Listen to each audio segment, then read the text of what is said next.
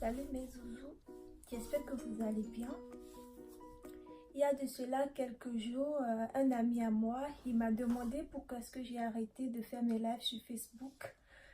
Et je lui ai répondu que j'avais trop de choses à faire, j'avais plus de temps entre ma formation, le boulot et j'avais plus le temps de filmer. Et que j'attends le moment idéal pour m'y remettre. Sauf que quand je réfléchis, je me rends compte que le moment idéal pour filmer, il viendra jamais. Je n'aurai jamais le temps, me connaissant, je fais 1000 choses à la fois. Je n'aurai pas le temps pour le faire. Tout le temps, je peux trouver des excuses, comme ce que j'ai toujours fait. Au départ, c'était ma soutenance. Après, c'est les vacances. Ensuite, c'est la rentrée et chaque fois, je trouve des excuses. Et c'est comme ça que beaucoup d'entre nous ont fait. Et petit à petit, on envoie nos envies, nos projets, nos rêves au cimetière.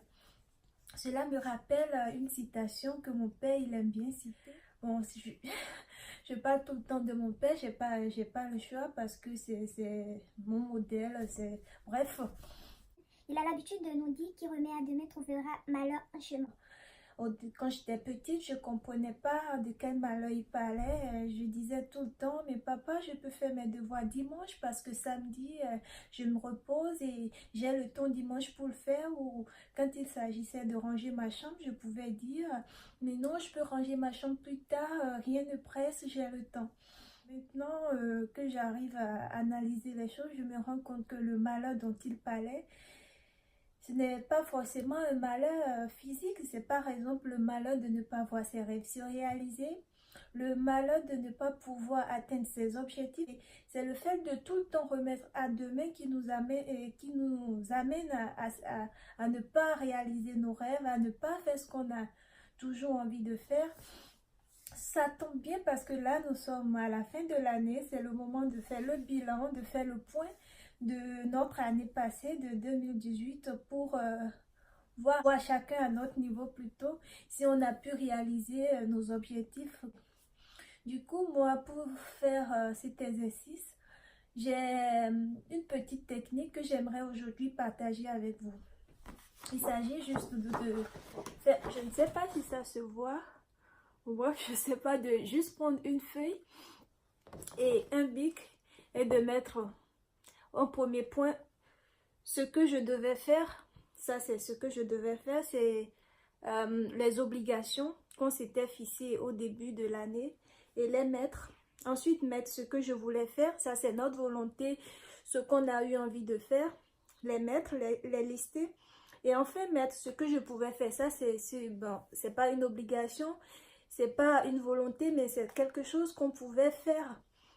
Et de les lister et ensuite de répondre par oui ou non. Mettre un pouce ou une croix.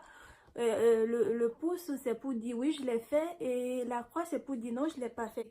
Au fait, l'objectif de cet exercice, c'est de voir le nombre de oui qu'on a eu et de voir le nombre de non qu'on a eu. Si le nombre de vos oui dépasse largement vos non, c'est-à-dire que vous avez pu réaliser la majorité de vos objectifs de 2018 et vous pouvez vous en féliciter. Par contre, si vous avez plus de non que de oui, vous devez vous remettre en question.